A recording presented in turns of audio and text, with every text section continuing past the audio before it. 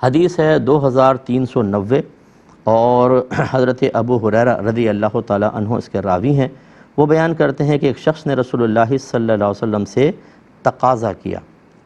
یعنی اس روایت کے مطابق آگے بھی آئے گی، اس نے ایک اونٹ قرض دیا تھا تو آ کے اس نے تقاضا کیا میرا اونٹ دیں، پھر اس نے سختی کی تو آپ کے اصحاب نے اس کو ڈانٹنے یا مارنے کا ارادہ کیا کہ تم کیسے سرکار سے بات کر رہے ہو۔ وہ آگے بڑھے، آپ نے فرمایا اس کو چھوڑ دو، کیونکہ جس کا حق ہوتا ہے اس کو بات کرنے کی گنجائش ہوتی ہے، اور اس کے لیے ایک اونٹ خرید کر اس کو عطا کر دو۔ صحابہ کرام علیہم الرضوان نے عرض کی کہ ہم کو ایسا اونٹ ملا ہے جو اس کے اونٹ سے زیادہ عمر والا ہے، تو رحمت کونین صلی اللہ علیہ وسلم نے فرمایا کہ اس کو یہی اونٹ عطا کر دو، کیونکہ تم میں بہترین شخص وہ ہے جو قرض اچھی طرح سے ادا کرے۔ تو اس میں چند چیزیں ہیں۔ پہلی بات تو یہ کہ سرکار نے قرضہ لیا،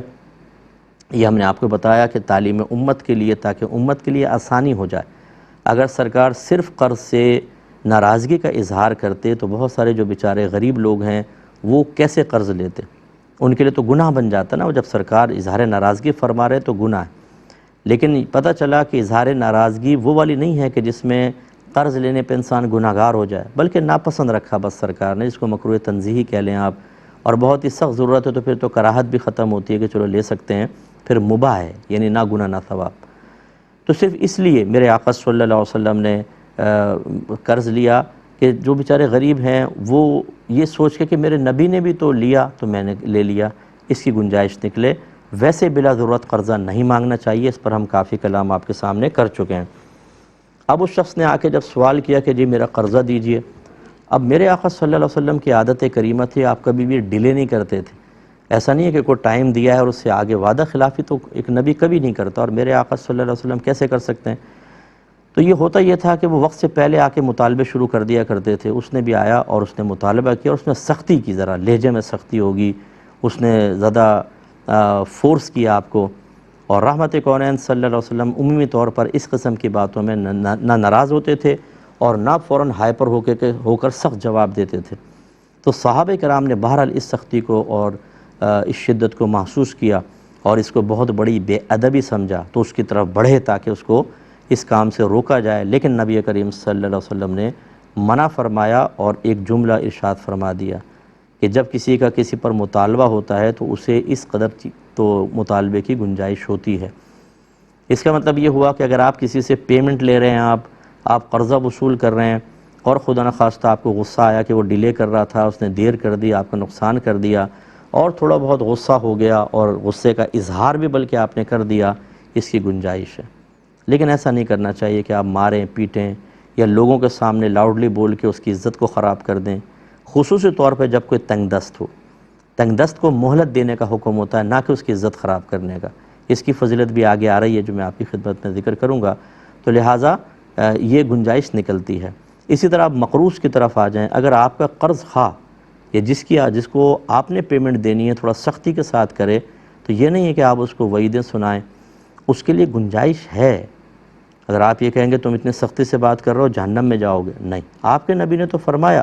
کہ جس کا مطالبہ ہوتا ہے اسے بات کرنے کی گنجائش ہوتی ہے، تھوڑا بہت یہ کر سکتے ہیں، تو اس کا ذرا خیال رکھیے۔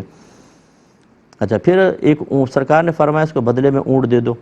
وہ اونٹ خریدا تو ذرا اس سے پہلے اس کے اونٹ کے سائز سے بڑا تھا، سرکار نے فرمایا دے دو، کیونکہ تم میں سے اچھا شخص وہ ہے جو قرض کو اچھی طریقے سے ادا کرے، بہتر شخص وہ ہے۔ اس کا مطلب یہ ہوا، دیکھیں اب دو چیزیں ذرا غور سے سنیے گا۔ کسی نے کسی کو 1,00,000 روپے قرضہ دیا اور دیتے ہوئے طے کیا کہ جب تم واپس کرو گے تو 1,05,000 لوں گا، یعنی گویا کہ اس پر نفع۔ یہ سود ہے کہ جس وقت آپ کسی کو قرضہ دیتے ہیں اگر واپس لیتے ہوئے کچھ زائد رقم شرط ٹھہرا لی جائے، اس کو سود کہتے ہیں۔ یہ وعدہ سود بھی گناہ، سود دینا گناہ، سود لینا گناہ، سب گناہ ہوگا، ٹھیک ہے۔ اور ایک ہے کہ آپ نے کسی سے 1,00,000 روپے قرضہ لیا اور آپ نے کہا ٹھیک ہے میں لوٹا دوں گا، اس نے کہا ٹھیک ہے، اب آپ 1,00,000 واپس کرتے ہوئے 5,000 زیادہ دے دیتے ہیں کہ چلو یار تم نے اتنا عرصہ میرے پاس پیسہ رکھا، میں اپنی خوشی سے کچھ تمہیں زائد دے دوں، اس میں کوئی حرج نہیں ہے، اس میں کوئی سود کا پہلو نہیں ہے، اچھی طرح یاد رکھیں، یہ بالکل جائز، بلکہ آپ کے نبی کریم صلی اللہ علیہ وسلم کی سنت ہے۔ بلکہ بہتر ہے کہ جب آپ کسی سے کچھ لیتے ہیں زائد دے دیں۔ ہماری وہ بہنیں درس حاصل کریں، چائے کی پتی لے لی تھوڑا زیادہ دے دیں، آپ نے آٹا لیا اتنا ہی برتن بھر کے نہ دیں، تھوڑا سا زیادہ ڈال کر دے دیں، کسی سے آپ نے سالن لیا تھا اسے زیادہ دے دیں، اس طرح آپ نے پیسہ لیا تھا واپس کرتے ہوئے تھوڑا سا زائد دے دیں، تو یہ اچھی چیز ہوتی ہے، سامنے والے پہ اچھا اثر مرتب ہوتا ہے۔